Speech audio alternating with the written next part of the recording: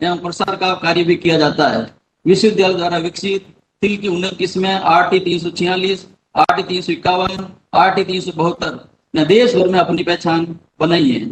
इसी तरह बाजरा की संकर किस्में जो विकसित की गई है MPM 17 व 21 भी किसानों के मध्य काफी लोकप्रिय हो रही है। इसके बीज उत्पादन हेतु 7 कंपनियों ने भी विश्वविद्यालय के साथ में MOU किया है।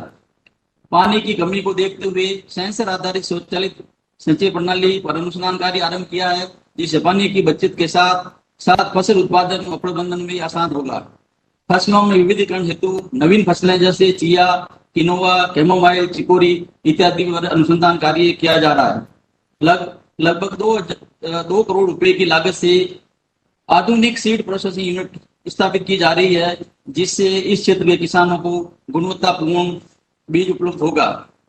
वर्ष 2020-21 में रिकॉर्ड 250 कुंटल बीज का उत्पादन किया गया, जो किसानों को उपलब्ध कराया जा रहा है। किसानों की सहभागिता से साथ बीज उत्पादन कार्यक्रम भी आरंभ किया गया है। इस वर्ष लगभग 400 कुंटल मूंग का तथा 85 कुंटल जीरा बीज का उत्पादन किसानों के खेतों पर लिया गया।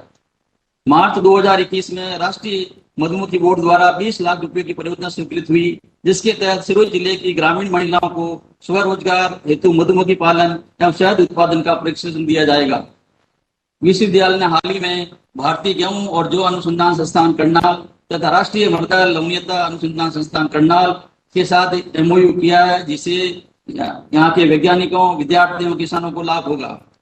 गांवों में मृदा परीक्षण की सुविधा उपलब्ध कराने के उद्देश्य से विश्वविद्यालय द्वारा एक चल मृदा परीक्षण वाहन तैयार किया गया है, जो मौके पर ही किसानों को मिट्टी और पानी की जांच रिपोर्ट करके देगा।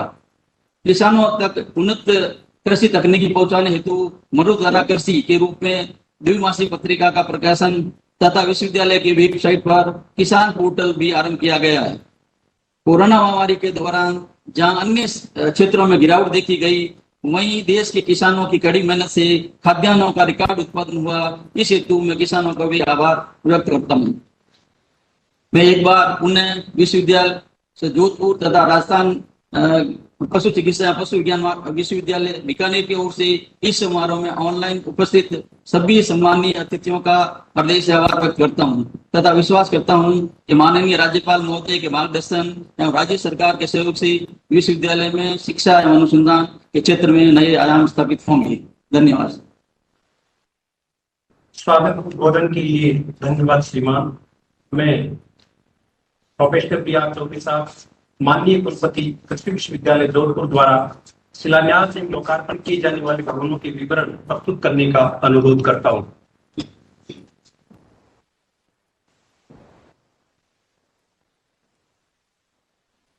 कृषि विश्वविद्यालय का जो प्रशासनिक भवन बनना जा रहा है, उसकी घोषणा बजट 2013-14 में हुई। कुल लागत 12.5 करोड़ की इसमें बजट का प्रावधान रखा गया। कार्य का आरंभ 18 मार्च 2021 को आरंभ होने का है वह तथा पूर्ण होने की संभव तिथि 17 सितंबर 2022।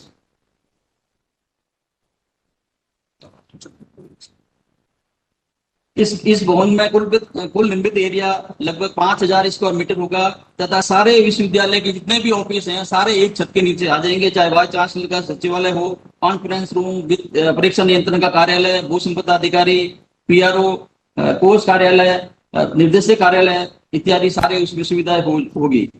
साथ ही इस भवन में जल संरक्षण तथा ऊर्जा के लिए सोलर पैनल का भी व्यवस्था की गई है।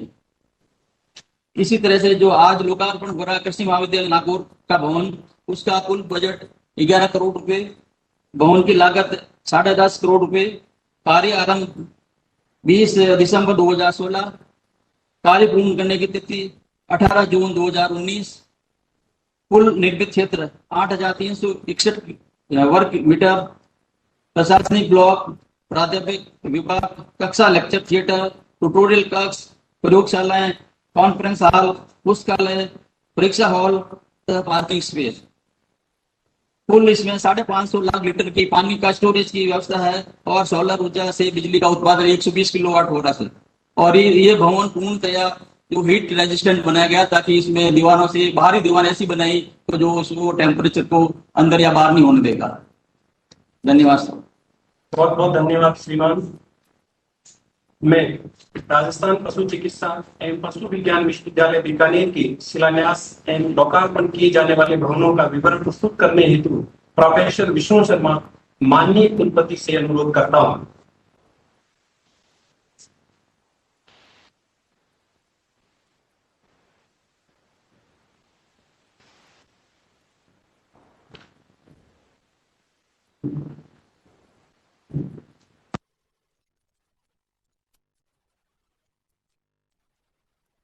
और अभिनंदन। राज्यवास के लिए आज पावन दिन है जब दो अति महत्वपूर्ण नवाचारों का शिलान्यास व लोकार्पण किया जा रहा है। आप सब राजस्थान में पशुधन के महत्व से सर्वविदित हैं। राज्य में देशी गौवंश एवं दूध की प्रचुरता व जैविक पशुपालन की अनुकूल परिस्थितियां राज्य को विशिष्ट पहचान दिला रही हैं। पशुपालन के इसी महत्व को देखते हुए माननीय मुख्यमंत्री महोदय ने वर्ष 2010 में एक अनूठा कदम उठाकर पृथक रूप से पशु चिकित्सा विश्वविद्यालय की स्थापना की थी। मात्र 2-3 जिलों में स्थापित यह विश्वविद्यालय आज राज्य के 22 जिलों में अपने संस्थान बना चुका है। आज माननीय के करकमलों से चौथे महाविद्यालय की आधारशिला जोधपुर में रखी जा रही है। इस महाविद्यालय भवन की कुल लागत 111 करोड़ होगी, जिसमें 5 मंजिला भवन में 17 विभागों का निर्माण किया जाएगा। साथ ही अति आधुनिक पशु चिकित्सा संकुल एवं पशुधन फार्म का सृजन भी किया जाएगा। संपूर्ण भवन में पूर्णतः सौर ऊर्जा व जल ग्रहण प्रबंधन भी किया जाने के पूर्ण प्रयास किए जाएंगे।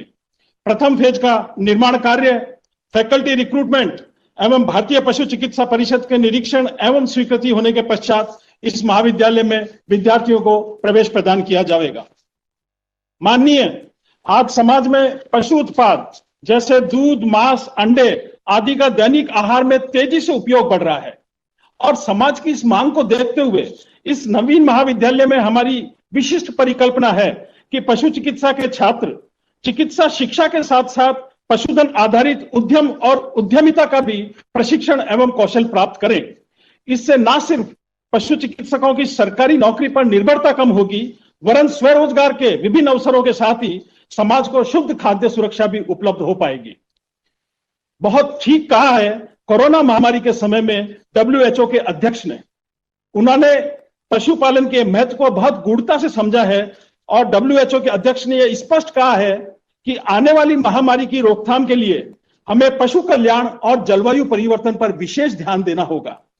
इतने महान और इतने उच्च पद व्यक्ति का यह कथन पूरे विश्व के अंदर पशु कल्याण के लिए अनुसंधानों को बढ़ावा दे रहा है। विश्वविद्यालय शिक्षण के साथ देशी गौवंश संवर्धन में भी कार्यरत है और इस नवीन महाविद्यालय में देशी गौवंश के आधुनिक मॉडल फार्म की स्थापना की जाएगी, जिसमें अति आधुनिक तकनीकों का समावेश किया जाएगा, जिससे समाज के हर वर्ग को देशी गौवंश की उपलब्धता की जा सके। माननीय, आज के कार्यक्रम में दूसरे चरण के अंदर पशु विज्ञान केंद्रों का लोकार्पण किया जाना है। पशु विज्ञान केंद्र जोधपुर, डूंगरपुर, रतनगढ़, झुंझुनू एवं टोंक के भवनों का लोकार्पण किया जाना है। प्रत्येक पशु विज्ञान केंद्र के लिए 5000 वर्ग फीट में भवन निर्माण व उपकरण राज्य सरकार द्वारा लगभग 690 लाख रुपए की कुल राशि उपलब्ध कराई गई है। मैं माननीय के ध्यान में लाना चाहता हूं कि प्राय सभी राज्यों में कृषि विज्ञान केंद्र तो स्थित हैं, किंतु राजस्थान राष्ट्र का एकमात्र ऐसा राज्य है जिसके 15 जिलों में पशु विज्ञान केंद्र स्थित है। परम सम्मानीय मुख्यमंत्री जी ने हाल ही में 16वें पशु विज्ञान केंद्र की भी घोषणा कर दी है। पशु विज्ञान केंद्रों के द्वारा ग्रामीणों एवं पशुपालकों को विकसित तकनीकों व नवाचारों का लगातार प्रशिक्षण उपलब्ध कराया जा रहा है और इस श्रृंखला के माध्यम से विश्वविद्यालय के वैज्ञानिकों का आखिरी छोर पर खड़े हुए ग्रामीण और पशुपालक से सीधा संपर्क स्थापित होता है। जो अनुसंधान, जो नवाचार विश्वविद्यालय में किए जा रहे हैं, वो इन केंद्रों के द्वारा ग्रामीणों तक पहुंचाया जाएगा। आने वाले समय में विश्वविद्यालय की यह परिकल्पना है कि हर जिले में पशु विज्ञान केंद्र की स्थापना की जाएगी, जिससे ग्रामीण नवयुवकों को पशुपालन एवं डेयरी उद्योग का वैज्ञानिक प्रशिक्षण उपलब्ध कराया जाएगा। इससे राज्य की आर्थिक स्थिति एवं खाद्य सुरक्षा के अंदर उत्तरोत्तर बढ़ोतरी होगी। बहुत बहुत धन्यवाद। जय हिंद, जय। बहुत बहुत धन्यवाद प्रोफेसर विष्णु शर्मा, माननीय कुलपति। मैं श्रीमान भजनलाल जी जाटव, माननीय राज्य मंत्री गृह रक्षा एवं नागरिक सुरक्षा, कृषि पशुपालन एवं मत्स्य विभाग, राजस्थान सरकार को उद्बोधन हेतु सादर आमंत्रित करता हूं। सम्माननीय अतिथि श्रीमान भजनलाल जी जाटव। आज के शिलान्यास लोकार्पण कार्यक्रम में उपस्थित कार्यक्रम के मुख्य अतिथि माननीय राज्यपाल महोदय राजस्थान एवं कुलाधिपति, कार्यक्रम के अध्यक्ष आदरणीय अशोक गहलोत जी, माननीय मुख्यमंत्री महोदय, कार्यक्रम के विशेष अतिथि श्रीमान लालचंद कटारिया जी, माननीय मंत्री महोदय, प्रोफेसर BR चौधरी कुलपति जी और हमारे तमाम विधायकगण, हमारे chief secretary professor Vishnu Sharma ji, कुलपति राजस्थान पशु चिकित्सा एवं पशु विज्ञान बीकानेर। मैं कहना चाहूंगा कि आज के शुभ अवसर पर माननीय राज्यपाल महोदय के द्वारा भारत के संविधान के उद्देश्य का तथा मूल कर्तव्यों का वाचन किया गया है। माननीय संविधान के प्रति हमारा गहरा लगाव एवं अटूट आस्था के जीता जागता उदाहरण है। डॉक्टर BR अम्बेडकर द्वारा लिखित संविधान की आत्मा, संविधान के उद्देश्य का एवं सर्वोपरि स्थान संविधान में प्रदत्त किया गया है। संविधान निर्माण के समय भारत के प्रथम प्रधानमंत्री श्री पंडित जवाहरलाल नेहरू द्वारा संविधान के समक्ष 8 संकल्प प्रस्तुत किए गए। इन्हीं संकल्पों को भारत के संविधान के उद्देश्य का के मूर्त रूप प्रदान किया गया। संविधान निर्माण से आज दिनांक तक बाबा साहब द्वारा रचित संविधान के उद्देश्य का पूरे भारत के सर्वांगीण विकास का मूल आधार साबित हुई है।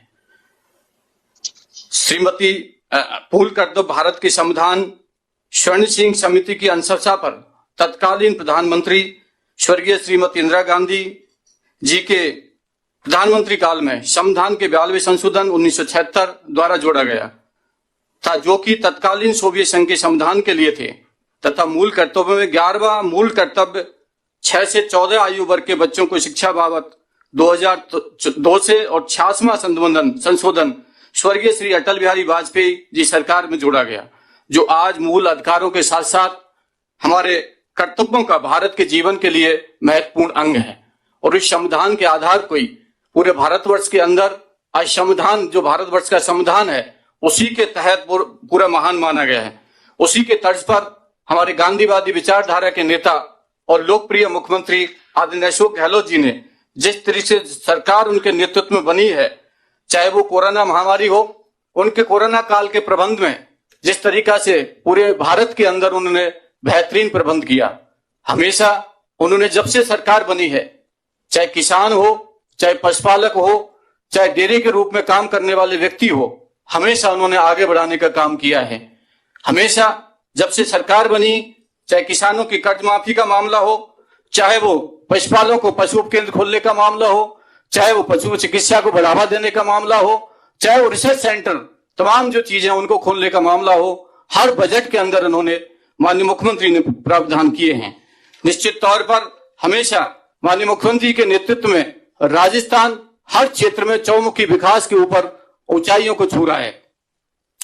और आज जिस तरीका से एक नया आयाम कीर्तिमान जो स्थापित हुआ है, राजस्थान प्रदेश के निरंतर जो शिलान्यास कार्यक्रम है, कृषि विश्वविद्यालय जोधपुर के प्रशांत भवन का शिलान्यास, पशु चिकित्सा एवं पशु विज्ञान महाविद्यालय जोधपुर भवन का शिलान्यास और कृषि महाविद्यालय नागौर भवन का लोकार्पण और तथा कृषि विश्वविद्यालय जोधपुर के परिनियम पुस्तक का विमोचन के साथ साथ राज्य के 5 जिलों के पशु विज्ञान केंद्र तथा पशु विज्ञान केंद्र रमकानगर टोंक, पशु विज्ञान केंद्र डूंगरपुर, पशु विज्ञान केंद्र जोधपुर, पशु विज्ञान केंद्र झुंझुनू तथा पशु विज्ञान केंद्र रतनगढ़ का लोकार्पण किया जा रहा है। निश्चित तौर पर जब ये केंद्रों से जब चालू होंगे और इनका लोकार्पण होगा, वहां के आम नागरिक को और पशुपालकों को बहुत बड़ा एक रोजी रोटी का साधन उपलब्ध होगा और अनेक तरह के नवाचार कायम होंगे, रिसर्च सेंटर होंगे, डेवलप होंगे, हमारे यहाँ के विद्यार्थियों को उनका लाभ मिलेगा और पशुपालकों को उनका आगे बढ़ने का लाभ मिलेगा। किसानों को नए रिसर्च की तरह नए पशुपालक मिलेंगे और कृषि के क्षेत्र में भी आगे बढ़ने का मौका मिलेगा। निश्चित तौर पर पशु विज्ञान केंद्र लोकार्पण फलस्वरूप राजस्थान के पशुधन विकास हेतु बेहतरीन सुविधा संबंधित क्षेत्र के पशुपालकों को उपलब्ध हो सकेगी। इसी प्रकार तमाम क्षेत्रों के अंदर चाहे हेल्थ का इंफ्रास्ट्रक्चर हो और जो तमाम है चाहे एजुकेशन का इंफ्रास्ट्रक्चर हो, हमेशा माननीय मुख्यमंत्री जी ने राजस्थान के गरीब चाहे नौजवान हमेशा हर वर्ग का ध्यान रखते हुए राजस्थान को आगे बढ़ाने में अहम भूमिका निभाई है। समय समय पर मुहिम द्वारा भी हम लोगों को सबको मार्गदर्शन मिलता रहता है और माननीय मुख्यमंत्री जी ने आज राजस्थान को आगे ले जाने का काम किया है। धन्यवाद।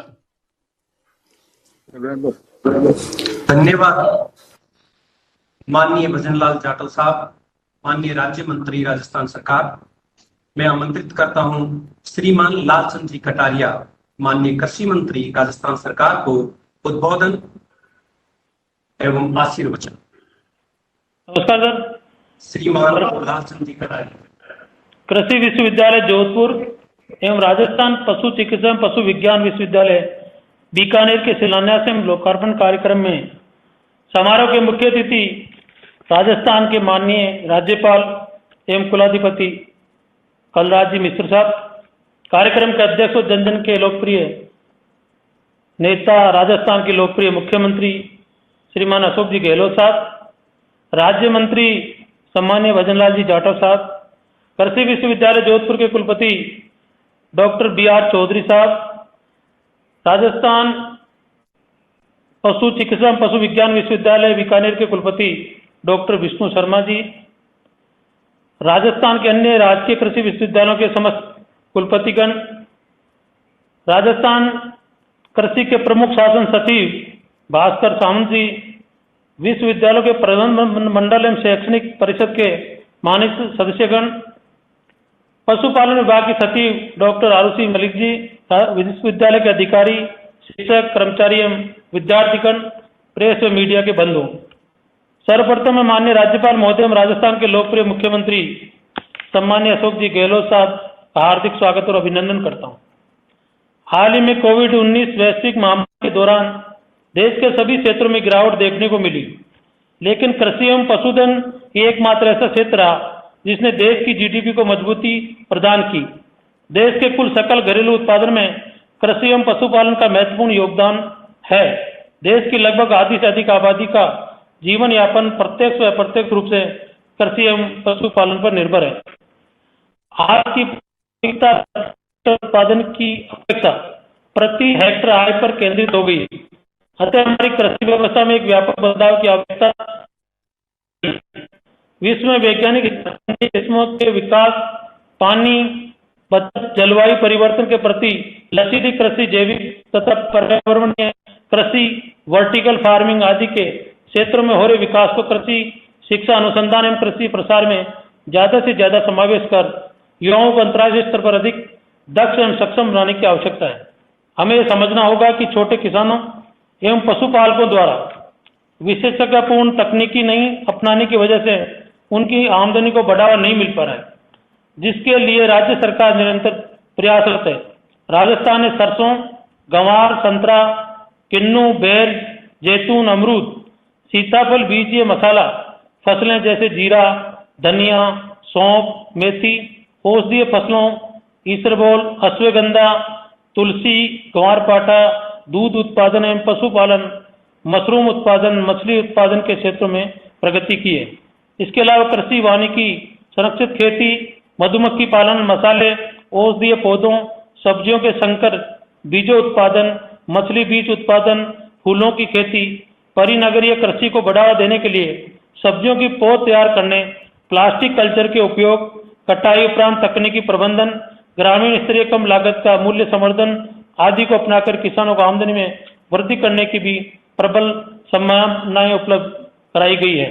कृषि विश्वविद्यालय जोधपुर द्वारा किसानों के लिए खेती में परंपरागत फसलों जैसे तिल, बाजार, मोठ, गंवार, मिर्च इत्यादि की उन्नत किस्मों में विकसित की गई है, जिनसे गुणवत्ता युक्त बीज उत्पादन किया जा रहा है।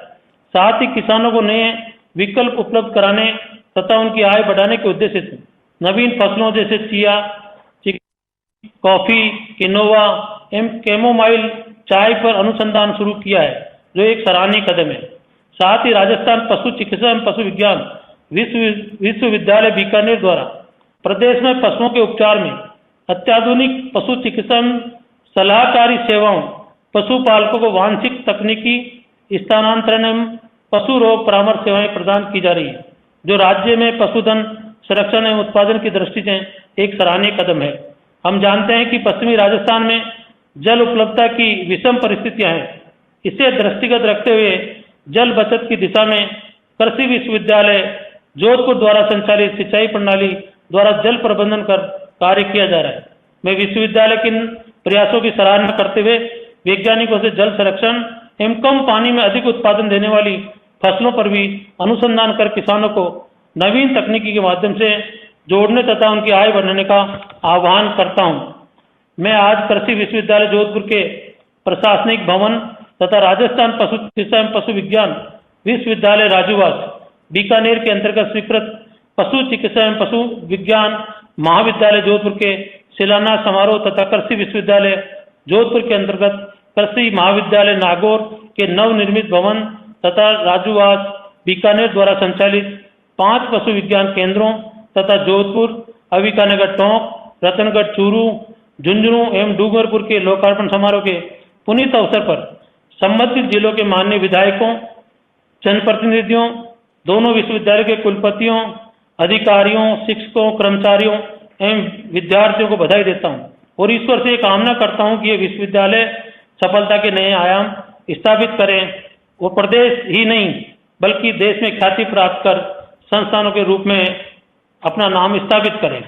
मैं इस समारोह में उपस्थित माननीय विधायक कन्हैयालाल चौधरी, माननीय विधायक अविनेश महर्षि जी, मनीषा पंवार जी, महेंद्र बिश्नोई जी, रीटा चौधरी जी, श्रीमती सूर्यकांता व्यास जी, गणेश गोगरा जी, श्री पुखराज जी और श्री मोहन राम जी का भी आभार व्यक्त करना चाहता हूं कि उन्होंने इस समारोह की गरिमा बढ़ाई। अंत में मैं इस अवसर पर पुनः माननीय राज्यपाल राजस्थान एवं कुलाधिपति आदरणीय श्री कलराज जी मिश्र साहब, राजस्थान के यशस्वी एवं लोकप्रिय मुख्यमंत्री माननीय अशोक जी गहलोत साहब तथा विश्वविद्यालय परिवार का हार्दिक धन्यवाद एवं आभार व्यक्त करता हूं। नमस्कार, जय हिंद। आपके सार गर्भित उद्बोधन के लिए बहुत बहुत धन्यवाद श्रीमान लालचंद जी कटारिया साहब, माननीय कृषि मंत्री राजस्थान सरकार। मैं आग्रह करूंगा माननीय राज्यपाल राजस्थान एवं कृषि विश्वविद्यालय जोधपुर एवं राजस्थान पशु चिकित्सा एवं पशु विज्ञान विश्वविद्यालय बीकानेर के भवनों के शिलान्यास एवं लोकार्पण हेतु सादर आमंत्रित।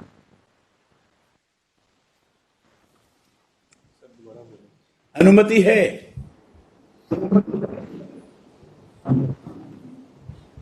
माननीय राज्यपाल राजस्थान एवं कुलाधिपति महोदय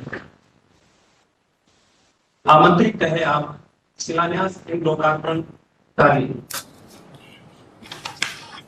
करें।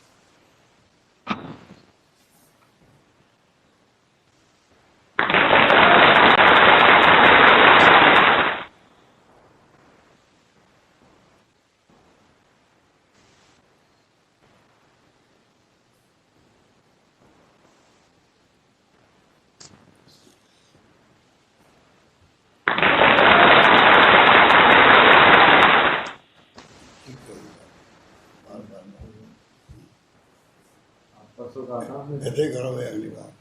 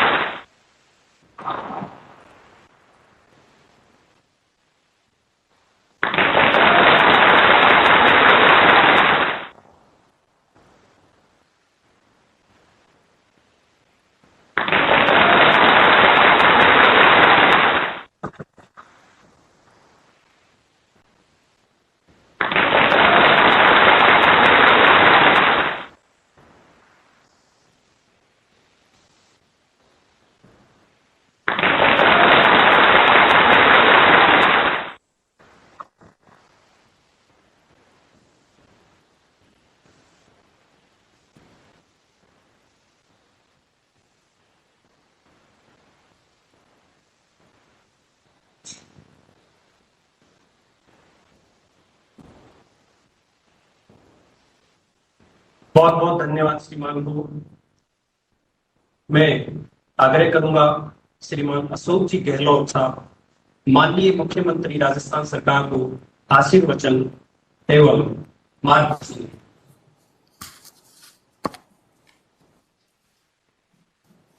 श्रीमान अशोक जी गहलोत साहब, माननीय मुख्यमंत्री राजस्थान सरकार। परम श्रद्धेय माननीय राज्यपाल गौराजी मिश्र साहब, हमारे कैबिनेट मिनिस्टर लालचंद कटारिया जी, राज्य मंत्री भजनलाल जाटव जी, विधायक गण हमारे आदरणीय सूर्यकांता जी व्यास, मनीषा जी पवार, गोविंद राम जी मेघवाल, महेंद्र विष्णु जी, जीता चौधरी जी, गणेश गोगरा जी, पुकरा जी गर्ग, कन्हैयालाल जी, अभिनेश मैसी जी, हमारे मेयर साहिबा जोधपुर कुंती देवड़ा जी, पूर्व सांसद बद्रीराम राखड़ जी, राजेंद्र सोलंकी जी, सैयद अंसारी जी, नान राम जी बेड़ा, प्रोफेसर अयूब खान साहब, B R Chaudhary ji, vice chancellor कृषि विश्वविद्यालय, डॉक्टर विष्णु शर्मा जी, पशु विश्वविद्यालय बीकानेर, वाइस चांसलर, कुलपतिगण महोदय, principal secretary chief minister Kuldeep Ranka ji, Bhaskar Sawant ji, principal secretary कृषि अरुचि मलिक जी, और तमाम उपस्थित जिला कलेक्टरगण, कृषि विभाग, पशुपालन विभाग व सभी अधिकारीगण और प्रदेशवासियों, मुझे बहुत प्रसन्नता है कि आज कृषि विश्वविद्यालय जोधपुर व राजस्थान पशु चिकित्सा पशु विज्ञान विश्वविद्यालय बीकानेर के तत्वाधान में जो विभिन्न लोकार्पण और शिलान्यास के प्रोग्राम अभी आपके सामने प्रारंभ हुए। विशेष रूप से जोधपुर कृषि विश्वविद्यालय का जो प्रशासनिक भवन, कृषि महाविद्यालय का नागौर का लोकार्पण भवन का, पशु चिकित्सा पशु विज्ञान महाविद्यालय जोधपुर का भवन का शिलान्यास और टोंक, डूंगरपुर, जोधपुर, झुंझुनू, रतनगढ़ पशु विज्ञान केंद्रों का, ये अपना आप में एक मैसेज देने वाला है कि राजस्थान सरकार की क्या मंशा है, किस रूप में हम चाहते हैं कि राजस्थान में कृषि व पशुपालन का विस्तार तेज गति से हो और जो होना आवश्यक भी है, क्योंकि आज देश के अंदर आज़ादी के बाद से ही कृषि को महत्व मिला है, पशुपालन को महत्व मिला है। और आज भी इस हालातों में जब देश की अर्थव्यवस्था काफ़ी तकलीफ में है, तब भी कृषि का 14% और एनिमल हस्बेंड्री का 12.5% का कंट्रीब्यूशन जीडीपी के अंदर राजस्थान के अंदर है। इसके मायने कि अगर हम लोग सरकार की तरफ से और प्रोत्साहन देंगे तो आने वाले वक्त के अंदर जीडीपी में इसका कंट्रीब्यूशन और बढ़ सकता है। अधिकांश आबादी गांव में रहती है, किसान चाहे वो खेतिहर मजदूर के रूप में हो, चाहे किसान के रूप में हो, लघु हो, सीमांत हो, सभी किसानों को प्रोत्साहन देने की आवश्यकता है। और एनिमल हस्बेंड्री को भी मैं समझता हूँ कि राजस्थान में हमेशा प्रोत्साहन मिला है और उसी रूप में हमने आपने देखा होगा कि अगली 2-3 बजट जो पेश किए गए उसके अंदर भी हम लोगों ने एक से बढ़ के एक फैसले किए। एक तरफ तो हमेशा आज राजस्थान 5 कृषि विश्वविद्यालय हैं, 5। कोई जमाने में खाली एक हुआ करता था उदयपुर के अंदर, फिर बीकानेर, अब जोधपुर, कोटा, जयपुर, जौबनेर। तो ये 2013 के अंदर जब हमने 3 विश्वविद्यालय एक साथ खोले थे कृषि के, तो आज तमाम करीब करीब पूरे राजस्थान में 5 कृषि विश्वविद्यालय बन गए और बीकानेर के अंदर वेटनरी का विश्वविद्यालय बना दिया गया। इस रूप में ब्रांचेज कहीं खोल दी गई। हमेशा सरकार ने प्रोत्साहन दिया है और उसी रूप में इस बजट के अंदर हमने कृषि बजट अलग रखने की घोषणा की। अगले बजट में कृषि का अलग बजट पेश होगा। कृषक कल्याण कोष बनाया गया 2000 करोड़ रुपए की लागत से और बिजली की एक अलग कंपनी बनाई जा रही है जो किसानों के इंटरेस्ट वॉच करेगी। किसानों के लिए हमने अलग मुख्यमंत्री किसान ऊर्जा मित्र योजना प्रारंभ की है। प्रति किसान 1000 रुपये प्रति माह देने की घोषणा करी है। और जैसा आप सबको मालूम है, राजस्थान वो राज्य देश के अंदर जिसने फ्री मेडिसिन और फ्री जांचें शुरू की थी चिकित्सालय में, पर साथ साथ उन्होंने पशुओं के लिए भी, मूक प्राणियों के लिए भी हमने फ्री मेडिसिन की घोषणा की थी और वो हमारी योजना बहुत ही सफल रही। हम चाहते हैं कि एम्बुलेंस 108 की तरह 102 गाड़ियां चले, बड़ी संख्या में चले। वो प्रयास हमारा जारी है जिससे कि घर में जाकर के पशुओं का इलाज कर सके, वरना पशु को ट्रक में डाल के लाना पड़ता है पशु चिकित्सालय तक, वो नौबत नहीं आए। पशु चिकित्सा केंद्र की स्थापना की जा रही है। अभी हमने करीब 500 केंद्रों की नई घोषणा करी है। इस प्रकार से लगातार किस प्रकार हम लोग किसान को और पशुपालक को प्रोत्साहन दें, सब तरह से इस सरकार की योजना का अंग है और उसी रूप में इसका फैलाव भी हो रहा है। और मुझे आशा है कि जिस प्रकार से आने वाले वक्त के अंदर, तो अभी कोरोना काल है और कोरोना काल के अंदर कई तरह की तकलीफ आई है, उसके बावजूद भी अर्थशास्त्री ने देखा कि तकलीफ के बावजूद भी कृषि में और पशुपालन में पूरे देश के अंदर जीडीपी में बढ़ोतरी हुई है। तो किसानों के लिए इससे बड़ी गर्व की बात क्या हो सकती है कि जब अर्थव्यवस्था तकलीफ में आई हो, जीडीपी माइनस में जा रही हो, उस वक्त कृषि क्षेत्र अगर देश में कंट्रीब्यूट कर रहा है जीडीपी में, तो किसानों के लिए बहुत बड़े गर्व की बात थी। और राजस्थान वो राज्य बन गया धीरे धीरे। कोई जमाने में मैं राज्यपाल महोदय को कहना चाहूँगा, यहाँ कोई संस्थाएं थी नहीं, रेगिस्तान के इलाके थे, आंधियाँ चलती थी।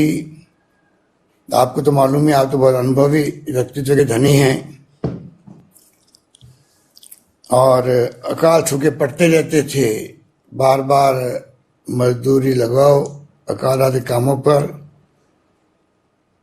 चारे के प्रबंधन करो गायों के लिए, पंजाब से, महाराष्ट्र से, यूपी से, जहाँ से मिल जाए, वो जमाना ही हमने देखा बचपन के अंदर।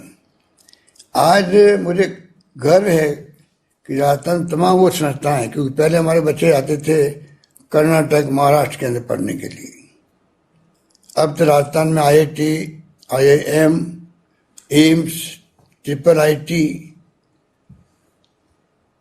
निफ्ट, कृषि विश्वविद्यालय, लॉ यूनिवर्सिटी, आयुर्वेद यूनिवर्सिटी, सब कुछ यहाँ खुल चुके हैं। उसी ढंग से वेटनरी का हो चाहे कृषि विश्वविद्यालय हो, उनका जाल बिछ गया है। तो तमाम हमारे छात्रों में कॉन्फिडेंस है कि राजस्थान में हमें सब कुछ उपलब्ध है जिसके माध्यम से हम लोग मैन पावर जनरेट कर सकते हैं।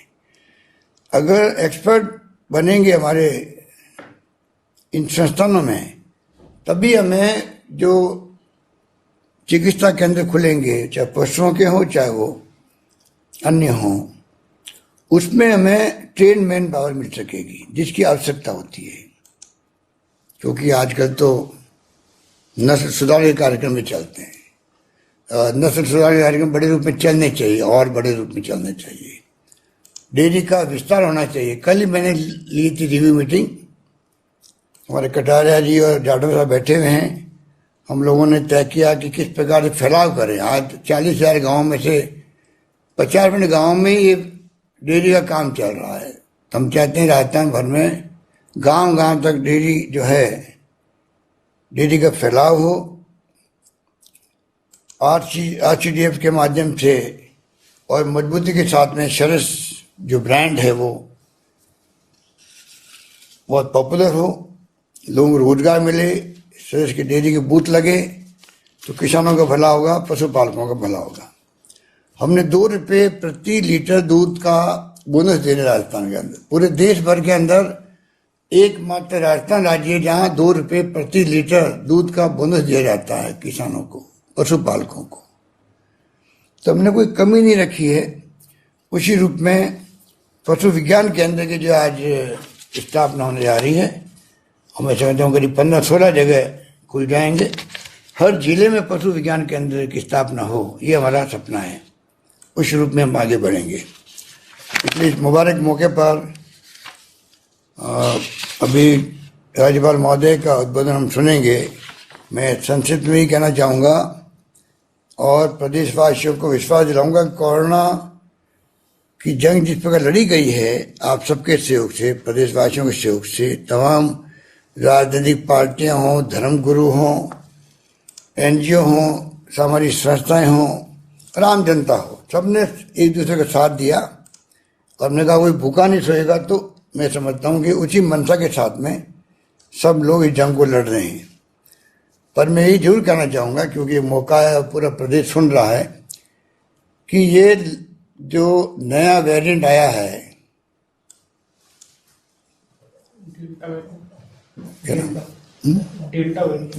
डेल्टा B16172, कल ही रिपोर्ट आई, कल ही दिल्ली से जो इसकी सीक्वेंसिंग हुई है, जीन सीक्वेंसिंग, कल ही रिपोर्ट आई गवर्नर साहब कि हमारे यहाँ राजस्थान में ये बहुत भयंकर रूप में फैला हुआ है।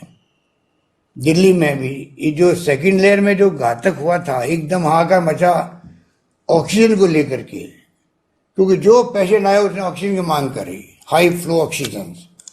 पहले लेयर में ऐसी बात नहीं थी।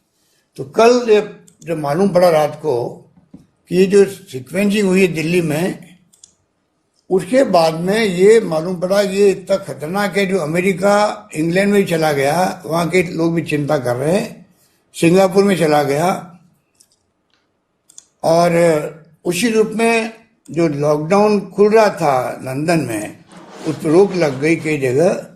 इस रूप में ये वेरिएंट आ चुका है, जिसका नाम दिया है WHO ने डेल्टा। तो ये हमें पब्लिक को समझाना पड़ेगा, कृपा करके आप जब तक वैक्सीनेशन नहीं हो, बल्कि ये स्थिति बन रही है कि ये अभी पता नहीं ये वेरिएंट कितना घातक रहेगा, और वैक्सीन को ये सब कोई बाईपास नहीं कर दे, वैक्सीन को भी, और वैक्सीन जो है उसका प्रभाव खत्म नहीं कर दे। जब इस प्रकार की रिपोर्ट आती है तो सरकार की, आपकी, हम सबकी जिम्मेदारी बनती है कि हम पब्लिक को सही बात समझाएं, जिससे लोग सचेत रहे, अपनी जान बचा सके। अभी हमारे लिए ये तमाम किसान, किसानी, पशुपालक, पशुपालनों का संस्थाएं, ये तभी हम लोग मजबूत बना पाएंगे, तब सब लोग स्वस्थ रहेंगे और सब लोगों की जानें बचेगी। अभी जितने लोग युवा और जिस प्रकार की मृत्यु दर के आगे बढ़े हैं, मेरे ख्याल से पिछले साल भर में जितनी मृत्यु नहीं हुई उतनी 2-2.5 महीने में हो गई है। इस रूप में जो ये खतरनाक वेरिएंट आया है देश के अंदर, और जिसके अब मालूम पड़ा कि ये डेल्टा के नाम से, डेल्टा का नाम रखा गया अभी इसका, और ये बहुत ही घातक है। ये हम लोगों ने लॉकडाउन में अभी काफ़ी ढील दी है। देखते हैं 10-15 दिन में अगर ढील देने के बावजूद भी संख्या बढ़ती नहीं है तो और ढील देंगे, हमें अच्छा लगेगा। पर अगर ऐसा नहीं हो कि ढील देने के बाद में संख्या एक साथ बढ़ने लग जाए और ऑक्सीजन की कोई मारामारी हो तो फिर चिंता हो जाएगी। तो मैं चाहूँगा कि आपका प्रदेश में जो मैसेज होगा, आप हमेशा अपने हर विकास के काम में भी और हर तरह की समस्याओं में आपने रुचि दिखाई है राजस्थान के अंदर।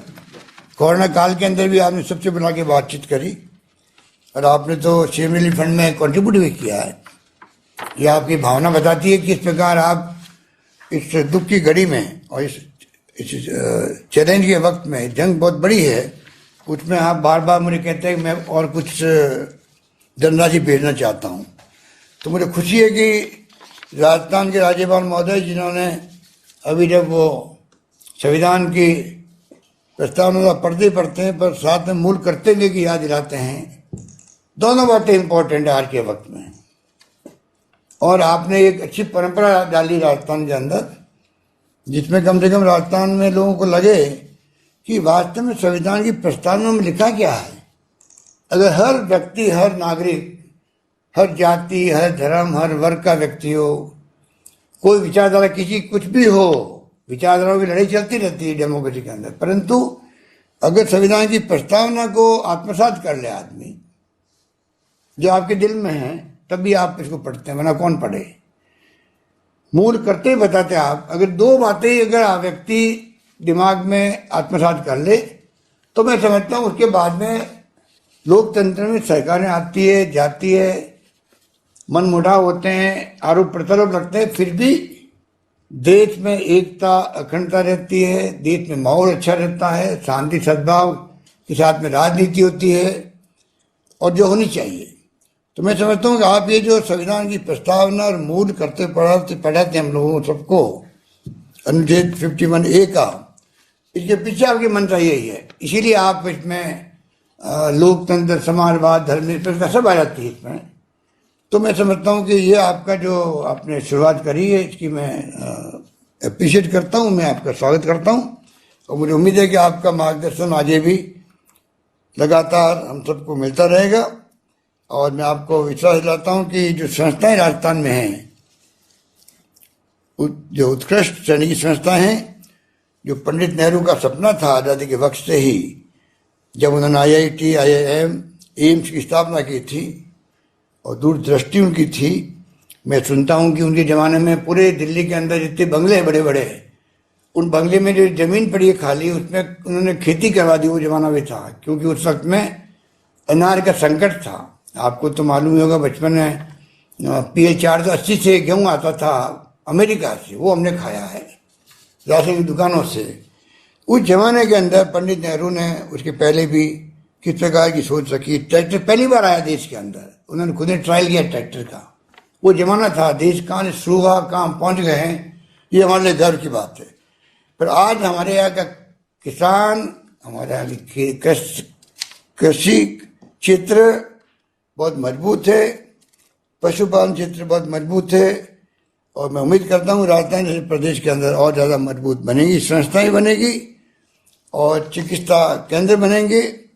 हम सब मिलकर के इन दोनों क्षेत्रों, कृषकों को भी और पशुपालकों को भी पूरे प्रोत्साहन देंगे। यही बात कहता हुआ मैं वाइस चांसलर साहब का, दोनों का बहुत ही शुक्रिया अदा करता हूँ कि हम सबको मौका दिया और आपने हम सबको बुलाया, तो मुझे भी अवसर दिया बोलने का। यही बात कहता हूँ, अपनी बात समाप्त करता हूँ। धन्यवाद।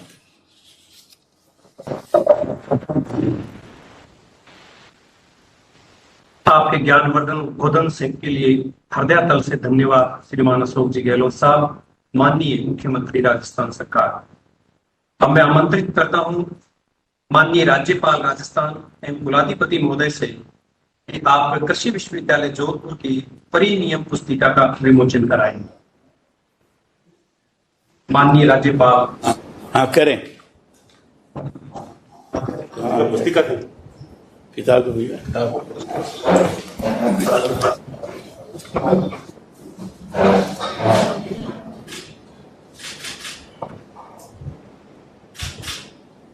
साथ में शामिल होंगे माननीय मुख्यमंत्री अशोक जी गहलोत साहब, कुलपति महोदय एवं अन्य अतिथिगण।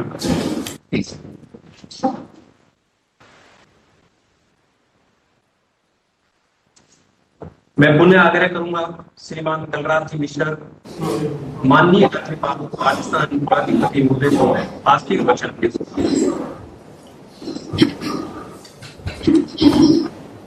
आज के इस शिलान्यास और लोकार्पण समारोह में उपस्थित राजस्थान के यशस्वी मुख्यमंत्री आदरणीय श्री अशोक गहलोत जी, राजस्थान के कृषि मंत्री और इस आयोजन के विशिष्ट अतिथि श्री लालचंद कटारिया जी, माननीय राज्य मंत्री श्री भजनलाल जाटव जी, माननीय विधायकगण, कृषि विश्वविद्यालय जोधपुर के कुलपति प्रोफेसर BR चौधरी जी, राजस्थान पशु चिकित्सा और पशु विज्ञान विश्वविद्यालय के बीकानेर के कुलपति प्रोफेसर विष्णु शर्मा जी, संबंधित जिलाधिकारीगण, प्रबंध मंडल और विद्या परिषद के सदस्यगण, शिक्षकगण, अधिकारीगण, विद्यार्थियों और मीडिया के मेरे साथियों, यह सुखद है कि आज कृषि विश्वविद्यालय जोधपुर के प्रशासनिक भवन के साथ ही जोधपुर में नवीन पशु चिकित्सा एवं पशु विज्ञान महाविद्यालय भवन का शिलान्यास हुआ है।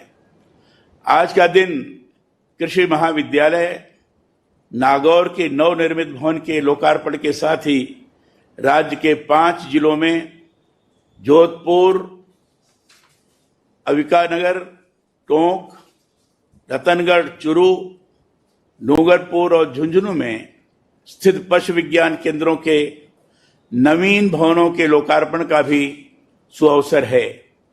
प्रदेशवासियों और आप सभी को मैं इसके लिए हार्दिक बधाई और अपनी ओर से शुभकामनाएं देता हूं। कृषि एवं पशुपालन क्षेत्र ही किसी राज्य के सतत विकास का प्रमुख आधार है। इसके बारे में आदरणीय मुख्यमंत्री जी ने बड़े ही व्यवस्थित तौर पर अपने विचार प्रकट किए हैं। इसे सुदृढ़ करके ही अर्थव्यवस्था को प्रभावी रूप में हम गति दे सकते हैं। कृषि विश्वविद्यालय जोधपुर को प्रशासनिक भवन की सौगात मिली है। वहीं आज ही अपने पशु मेले से दुनिया भर में विख्यात नागौर जिले में भी कृषि महाविद्यालय और प्रदेश के 5 जिलों में पशु विज्ञान केंद्रों के भवनों का भी लोकार्पण हुआ है। मैं समझता हूं कृषि और पशुपालन क्षेत्र में इससे और अधिक तेजी से विकास कार्यों को अमली जामा पहनाया जा सकेगा।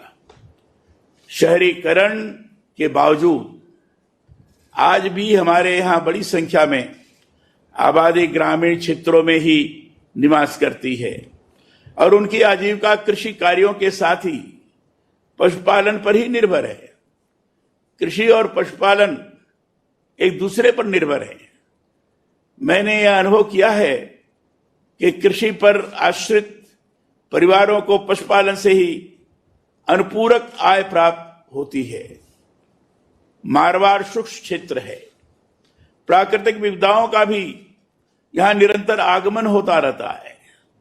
ऐसे में पशुधन का बेहतर प्रबंधन और पशु उत्पादों के प्रभावी विपणन की कारगर नीति प्रकार किए जाने की आवश्यकता है। कृषि और पशु चिकित्सा विश्वविद्यालय मिलकर इस बात पर चिंतन करें कि कैसे विज्ञान और तकनीकी क्षेत्र में आधुनिक जो विकास हुआ है उसका लाभ कृषि पशुपालन क्षेत्र को अधिकाधिक मिले। इस बात पर भी मिलकर विचार करने की जरूरत है कि कैसे कृषि, खाद्यान्न और पशुपालन के संबंध प्रोटीन उत्पादों का समयानुरूप बेहतर पैकेजिंग के साथ वैश्विक स्तर पर विपणन हो। मैंने पिछले कुछ समय के दौरान खेतों पर काम करने वाले पारंपरिक किसानों और पशुपालकों के बारे में ऐसे बहुत से समाचार पढ़े हैं जिनमें उन्होंने अपने स्तर पर इजाद तकनीक से खेत में कृषि उत्पादों में वृद्धि करने के साथ ही पशुधन संरक्षण के जो उपाय किए हैं उनसे उन्हें बहुत अधिक लाभ हुआ है। मैं चाहता हूं कि कृषि विश्वविद्यालय और पशु चिकित्सा एवं पशु विज्ञान विश्वविद्यालय के प्रसार शिक्षा निदेशालय कृषि एवं पशु विज्ञान केंद्रों के तहत इस तरह के कार्यों का डॉक्यूमेंटेशन हो। ऐसे कृषकों और पशुपालकों को प्रोत्साहित कर सम्मानित करने की किसी योजना पर भी कार्य किए जाने की जरूरत है। मैं यह मानता हूं कि परंपरागत ज्ञान का आधुनिक विज्ञान से यदि मेल होता है तो इसके बेहतर परिणाम अधिकाधिक लोगों को मिल सकते हैं। परंपरा के बीच से ही वर्तमान ज्ञान विज्ञान समृद्ध और संपन्न होता है। भगवान बुद्ध से जुड़ी एक कथा मुझे इस अवसर पर विशेष रूप से याद आ रही है। बुद्ध भिक्षाटन के लिए नगर नगर गांव गांव जाते थे। एक बार वो गांव में एक किसान के यहां भी भिक्षा लेने पहुंचे। बुद्ध को भिक्षा लेने आया किसान देखकर उपेक्षा से बोला कि मैं हल जोतता हूं, खेती करता हूं, तब खाता हूं। आपको भी खेती करनी चाहिए और तब खाना खाना चाहिए। बुद्ध ने मुस्कुराते हुए कहा, अन्नदाता, मैं भी तो आपकी तरह खेती करके ही खाता हूं। किसान ने आश्चर्य जताते हुए प्रश्न किया, आपके पास न तो हल है, न खेत, न बैल, तब कैसे कहते हैं कि खेती करते हैं और खाते हैं? बुद्ध ने कहा, मैं ज्ञान की खेती करता हूं। श्रद्धा, भक्ति और आस्था से इस खेती के बीज है जो मुझे सुनने आते हैं। उन्हें अपने अनुभवों, पढ़े हुए ज्ञान से नया कुछ करने की शिक्षा देता हूं। इससे उनके दुखों का निवारण होता है। यही मेरी ज्ञान की खेती की फसल है। अब बताओ, मैं भी तुम्हारी तरह खेती करता हूं कि नहीं? किसान ने यह सुनकर नतमस्तक हो बुद्ध को भिक्षा दी। इस कहानी के मर्म में जाएंगे तो और भी बहुत कुछ पाएंगे। मैं यह मानता हूं कि हमारे जो कृषि और पशुपालन विश्वविद्यालय हैं और वहां जो वैज्ञानिक विषय विशेषज्ञ विद्वान पढ़ाते हैं, वे इस क्षेत्र की ज्ञान की खेती को आगे बढ़ाएं। प्रयास करें कि किसानों और पशुपालकों का जीवन बेहतर से बेहतर बने। अभी 1 जून को विश्व दुग्ध दिवस था। समाचार माध्यमों से ही जाना कि हमारा देश दुग्ध उत्पाद में आत्मनिर्भर है। निर्यात के लिए भी पर्याप्त मात्रा में अतिरिक्त दूध हमारे देश में उपलब्ध होता है। डेयरी के बारे में अभी आदरणीय मुख्यमंत्री जी ने विस्तार से बताया। राजस्थान उसके लिए उपयुक्त प्रदेश है और उसमें अधिकाधिक इसकी आवश्यकता है। इसके बारे में भी मुख्यमंत्री जी ने जानकारी दी। निर्यात के लिए भी पर्याप्त मात्रा से अतिरिक्त दूध हमारे देश में उपलब्ध होता है। राष्ट्रीय डेयरी विकास कार्यक्रम, राष्ट्रीय पशुधन मिशन, पशुधन स्वास्थ्य और रोग नियंत्रण और पशुपालन अवसंरचना विकास कोष और राज्य सरकार द्वारा डेयरी क्षेत्र में किए जा रहे कार्यों से निरंतर विकास हो भी रहा है, परंतु गुणवत्ता वाले और स्थान विशेष की विशेषताओं आधारित उत्पादों में वृद्धि और विपणन के लिए भी अधिक प्रभावी तरीके से कार्य करने की अभी बहुत जरूरत है। इस विश्वविद्यालय स्तर पर विशेष कार्य योजना के तहत आप लोग व्यावहारिक प्रयास करेंगे, ऐसी मैं उम्मीद करता हूं। अभी कुछ दिन पहले ही मैंने समाचार पत्र में पढ़ा है कि राजस्थान में औसतन 45 लाख हेक्टेयर रकबे में बाजरे की बुआई होती है। अब पूरे प्रदेश के कुल बाजरा के क्षेत्रफल में 50% बाजरा मारवाड़ क्षेत्र में होता है। पर बाजरे के उन्नत किस्म के बीज के लिए हम अभी भी दूसरे राज्यों पर निर्भर हैं। मुझे बताया गया है कि जोधपुर कृषि विश्वविद्यालय उन्नत किस्म का बाजरे का हाइब्रिड बीज पैदा कर रहा है। यह सुखद है। ऐसे प्रयास और अधिक हों। प्रदेश का यह मरु क्षेत्र अपनी भौगोलिक और जैविक विविधता के लिए प्रसिद्ध है। यहाँ होने वाली फसलों में जीरा, इसबगोल, मूंग, ग्वार, मोठ, तिल, सौंफ, मेहंदी, पान, मेथी, अरंडी इत्यादि महत्वपूर्ण फसलें हैं तथा कैर, सांगरी, कुमठ, लसोड़ा, पीलू, सेवण घास और काचरी भी इस क्षेत्र की जैव विविधता की धरोहर को विश्व पटल पर स्थापित कर रही हैं। इस विविधता का उपयोग करते हुए भविष्य की चुनौतियों से निपटने के लिए अनुसंधान कार्य किए जाने चाहिए, वो बहुत आवश्यक है। इसके साथ ही फसलों की प्राकृतिक आपदाएं और सूखा सहन करने वाली किस्में विकसित करने पर भी विश्वविद्यालय को ध्यान देने की जरूरत है। शुष्क एवं अर्ध शुष्क क्षेत्रों हेतु कृषि शिक्षा, अनुसंधान एवं तकनीकी हस्तांतरण से जुड़े कार्यों का दायरा भी बढ़ाए जाने की जरूरत है। विश्वविद्यालय प्रयास करे कि वैश्विक स्तर पर फसल उत्पादन, बीज गुणवत्ता और भूमि की उर्वरा शक्ति बढ़ाने के जो प्रयास हो रहे हैं उनका लाभ स्थानीय किसानों, पशुपालकों को अधिकाधिक मिले।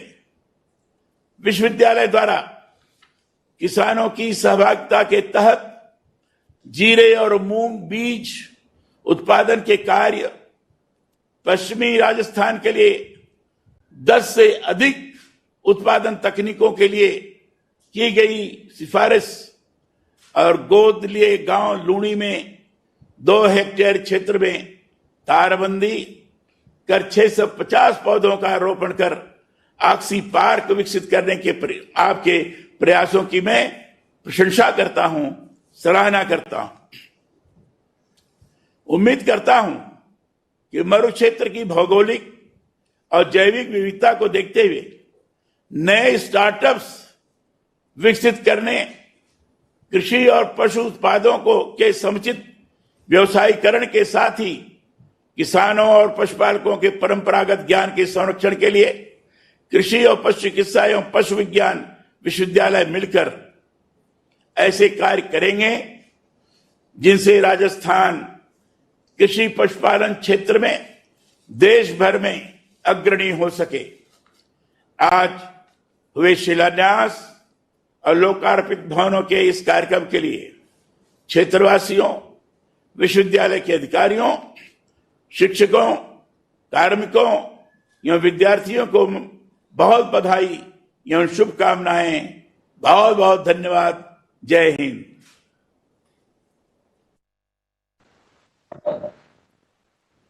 आपके ऊर्जावान एवं आशीर्वचनों के लिए धन्यवाद माननीय राज्यपाल राजस्थान एवं कुलाधिपति महोदय। मैं आग्रह करूंगा प्रोफेसर विष्णु शर्मा साहब से, माननीय कुलपति राजस्थान पशु चिकित्सा एवं पशु विज्ञान विश्वविद्यालय बीकानेर, कार्यक्रम के लिए धन्यवाद ज्ञापन करें। प्रोफेसर विष्णु शर्मा साहब। सभी उपस्थित सम्मानित गणों को अभिवादन। मैं कृषि विश्वविद्यालय जोधपुर एवं राजस्थान पशु चिकित्सा एवं पशु विज्ञान विश्वविद्यालय बीकानेर, दोनों विश्वविद्यालय परिवारों की तरफ से धन्यवाद प्रस्ताव ज्ञापित कर रहा हूं। सर्वप्रथम मैं कार्यक्रम के मुख्य अतिथि परम सम्मानीय श्री कलराज मिश्र जी, माननीय कुलाधिपति एवं राज्यपाल राजस्थान का सादर आभार व्यक्त करता हूं कि विश्वविद्यालय के संरक्षक के रूप में शिक्षा की गुणवत्ता, नवाचारों के प्रति आपकी उत्सुकता एवं महामारी जैसे विकट समय में भी कुलपतियों से निजी संवाद स्थापित कर उनकी कुशल क्षेम जानना, ऐसे प्रेरक विचारों ने सभी के मन में एक अमिट छाप छोड़ दी है। आपकी विद्वता, सरलता और सहृदयता की यह अमिट छाप हमारे हृदय में हमेशा अंकित रहेगी। माननीय द्वारा प्रत्येक विश्वविद्यालय को एक गांव गोद लेकर जन सहभागिता और विकास के कार्यक्रमों से जोड़ने का एक प्रयास, साथ ही विश्वविद्यालय में संविधान पार्क का निर्माण, जिससे आने वाली पीढ़ी संवैधानिक मूल्यों को जान सके, एक अनूठे नवाचार हैं जिसके पूरे देश के अंदर भूरी भूरी प्रशंसा हो रही है। माननीय, ऐसे धनी व विराट व्यक्तित्व का दोनों विश्वविद्यालय परिवारों की तरफ से कार्यक्रम में आशीर्वाद प्रदान करने के लिए कोटि कोटि धन्यवाद व नमन। आज के कार्यक्रम की अध्यक्षता कर रहे परम सम्माननीय श्री अशोक जी गहलोत, मुख्यमंत्री राजस्थान सरकार का दोनों विश्वविद्यालय परिवारों की तरफ से सादर नमन। कृषि, पशुपालन व डेयरी से आपका अंतरंग जुड़ाव सर्वविदित है एवं उसी का परिणाम है कि मात्र 2 वर्षों के अल्पकाल में राज्य को 4 डेयरी महाविद्यालय मिल गए। पिछले कई दशकों से एक डेयरी महाविद्यालय राज्य में था, लेकिन 2 वर्षों के अंदर 4 डेयरी महाविद्यालय राज्य को मिल गए। राज्य का देश में दुग्ध उत्पादन में दूसरा स्थान है एवं दुग्ध की उपलब्धता आवश्यकता से लगभग दुगनी है। मैं ये मानता हूं कि जो डेयरी महाविद्यालय राज्य में खोले गए हैं, आने वाले समय में वो दुग्ध प्रसंस्करण के क्षेत्र के अंदर एक नया आयाम रचेंगे। माननीय कृषि पशुपालन के इस कार्यक्रम में मात्र आपकी उपस्थिति व आशीर्वचन न सिर्फ विश्वविद्यालय परिवार बल्कि राज्य के किसान व पशुपालकों को भी सकारात्मक उत्साह व ऊर्जा का अनुभव करेंगे और यह संदेश वर्षों तक दिल में संजोए रखेंगे। ऐसे जमीन से जुड़े सादा जीवन उच्च विचार वाले व्यक्तित्व का सानिध्य पाकर विश्वविद्यालय परिवार गौरवान्वित महसूस कर रहा है। हमारे निवेदन का आपने मान रखा, इसके लिए हम नतमस्तक। कार्यक्रम के विशिष्ट अतिथि सम्माननीय श्री लालचंद जी कटारिया, माननीय मंत्री कृषि पशुपालन एवं मत्स्य विभाग राजस्थान सरकार, जो कि स्वयं खेतों के वैज्ञानिक हैं एवं विज्ञान को किस तरह से खेत खलिहानों में पहुंचाया जाए, इस मर्म को हमेशा साथ रखते हैं। इसी भावना का परिणाम है कि भिन्न नामों के प्रशिक्षण संस्थानों को परिवर्तित कर पशु विज्ञान केंद्र के रूप में एक अभिनव नवाचार का उदाहरण रखा, जो कि संपूर्ण राष्ट्र में अनुकरणीय है। विश्वविद्यालय परिवार के लिए आपके भाव एवं भावना का हृदय से आभार एवं नमन। मेरा माननीय राज्य मंत्री श्री भजन लाल जी जाटव को हार्दिक आभार कि उन्होंने सदैव ही कृषि और पशुपालन क्षेत्र में हुई विभिन्न प्रगतियों, नवाचारों को खुले मन से प्रोत्साहित किया है। आपने इस कार्यक्रम के लिए अपने अमूल्य समय में से कुछ समय निकाला, इसके लिए विश्वविद्यालय परिवारों की तरफ से आपका बहुत बहुत धन्यवाद। हमारे साथ आज माननीय विधायकगण श्रीमती सूर्यकांत व्यास जी, रीटा चौधरी जी, श्री गणेश गोगरा जी, श्री कन्हैया लाल जी, श्री अभिनेश महर्षि जी, श्री पुखराज जी, श्री मोहनलाल चौधरी जी, श्री महेंद्र बिश्नोई जी, श्रीमती मनीषा पवार जी, श्री गोविंद मेघवाल जी एवं अन्य विधायकगण, सम्मानित जनप्रतिनिधि इस कार्यक्रम के साथ जुड़े हुए हैं। आप सबने इसमें सम्मानित उपस्थिति प्रदान करी, इसके लिए विश्वविद्यालय परिवार आपका आभारी है। मैं सभी को यह विश्वास दिलाता हूं कि आने वाले समय में समय और क्षमता के साथ साथ इन पशु विज्ञान केंद्रों की व्यापकता और विराटता बढ़ेगी और ये जनहित के लिए बहुत तेजी से काम करने लगेंगे।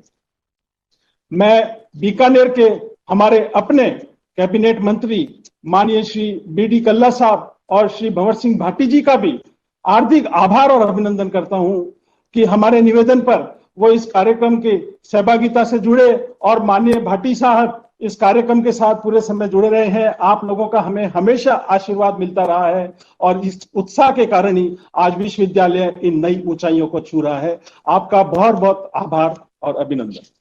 राजस्थान सरकार के सभी प्रशासनिक अधिकारियों को जिन्होंने आज के इस कार्यक्रम में सहभागी रहे हैं, दोनों विश्वविद्यालय परिवारों की तरफ से विशेषतः मुख्य सचिव श्री निरंजन आर्य जी, आदरणीय श्री कुलदीप राका जी, कृषि विभाग के प्रशासनिक मुखिया श्री भास्कर सामंत जी, पशुपालन विभाग की सचिव डॉक्टर आरुषि अजय मलिक जी एवं अन्य प्रशासनिक विभागों के अधिकारी, तकनीकी विभागों के अधिकारी, सबका विश्वविद्यालय परिवारों की तरफ से हार्दिक आभार। मैं इस अवसर पर जोधपुर, डूंगरपुर, चूरू, टोंक, झुंझुनू, नागौर के जिला कलेक्टर महोदयों का भी धन्यवाद ज्ञापित करता हूं कि वे इस कार्यक्रम में सहभागी रहे और इस कार्यक्रम से जो नवाचार उन्होंने देखे हैं उनको उनकी योजनाओं के द्वारा आगे पशुपालकों और किसानों तक पहुंचेंगे। मेरा आभार राजभवन, मुख्यमंत्री कार्यालय एवं मुख्यमंत्री आवास, BOIT आदि पर कार्यरत उन अधिकारियों एवं कर्मचारियों के लिए भी है जिनके कई दिनों के अथक समन्वय के कारण यह कार्यक्रम संपन्न हो पाया है। मैं धन्यवाद करना चाहूंगा कृषि विश्वविद्यालय जोधपुर एवं पशु चिकित्सा विश्वविद्यालय बीकानेर के प्रबंध मंडल संचालक के सदस्यगण, स्थानीय विधायकगण, जनप्रतिनिधि, राज्य सरकार के अधिकारी, पूर्व कुलपतिगण, वैज्ञानिक, प्रगतिशील किसान और पशुपालक, संकाय सदस्य एवं विद्यार्थी गणों का, जिन सबके एक सामूहिक सहभागिता से इस कार्यक्रम को एक आकार मिल सका। मेरा परम साधुवाद व हार्दिक आभार पत्रकार मीडिया से जुड़े भाई बहनों का, जिन्होंने हमेशा कृषि और पशुपालन क्षेत्र में हो रहे नवाचारों को बहुत ही उत्साह से जन जन तक पहुंचाने का कार्य किया है।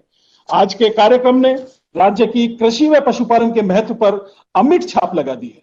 इस संदेश को आपकी कलम से दूर सुदूर, गांव गांव, ढाणी ढाणी, खेत बाड़, किसान और पशुपालक तक पूरी सक्षमता से पहुंचाएंगे, ऐसा विश्वविद्यालय परिवार का विश्वास है। इसी विश्वास के साथ पूर्ण विनम्रता से आपका आभार।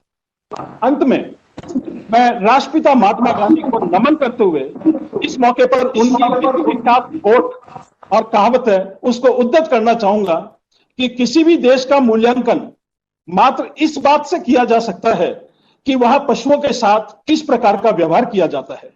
यह स्पष्ट है कि मानव कल्याण को पशु कल्याण से जोड़ने की एक सफल कोशिश राष्ट्रपिता महात्मा गांधी ने करी है।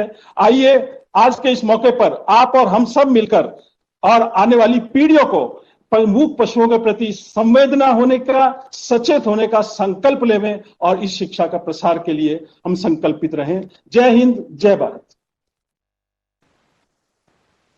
धन्यवाद ज्ञापन के लिए प्रोफेसर विष्णु शर्मा साहब, माननीय कुलपति राजस्थान पशु चिकित्सा एवं पशु विज्ञान विश्वविद्यालय बीकानेर, आपका धन्यवाद। अब मैं सभी सम्मानीय अतिथि एवं उपस्थित सज्जनों से अनुरोध करता हूं कि राष्ट्रगान हेतु अपने स्थान ले खड़े हों।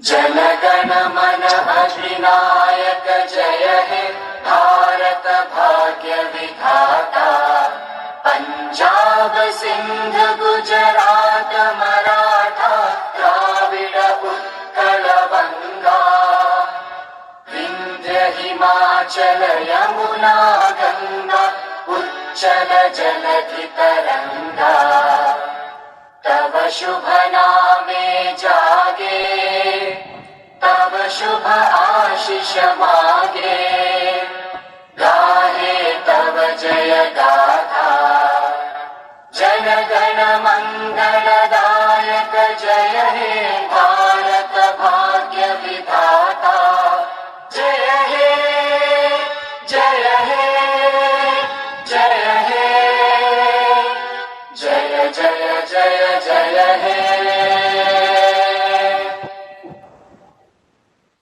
सभी का धन्यवाद।